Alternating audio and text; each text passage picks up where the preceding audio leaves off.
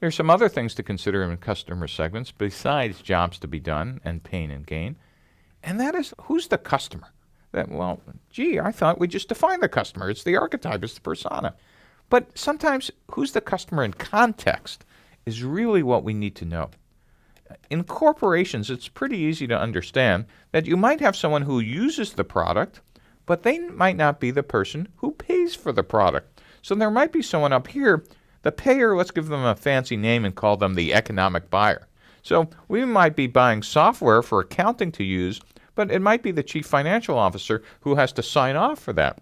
And in between this process, in a large company, you might have people who influence the decisions. You might have people who actually recommend who the vendors should be.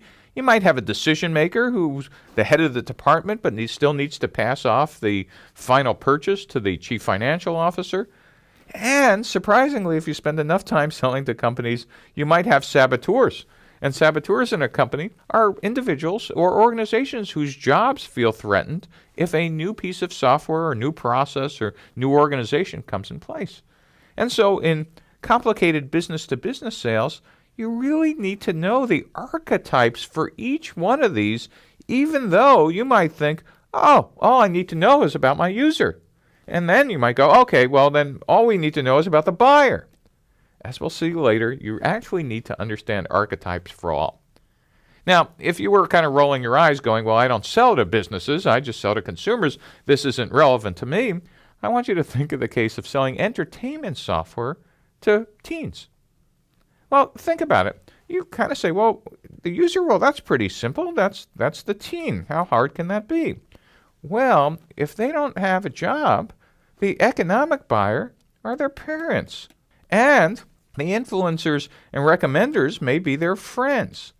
And the decision maker, depending on your family, might be mom or dad or the kid or somebody else in between.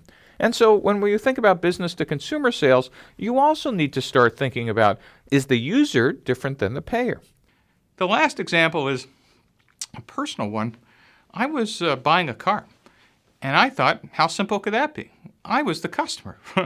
Little did I know, having two teenage daughters, that really wasn't the case. Because when I started talking about my car, or a potential car, my daughter said, Dad, you can't buy that type of car. We wouldn't be caught dead in it.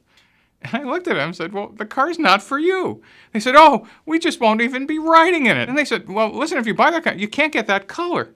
And this conversation went on for a long time until finally we were able to make a decision. And I realized that the final decision maker in our household was my wife.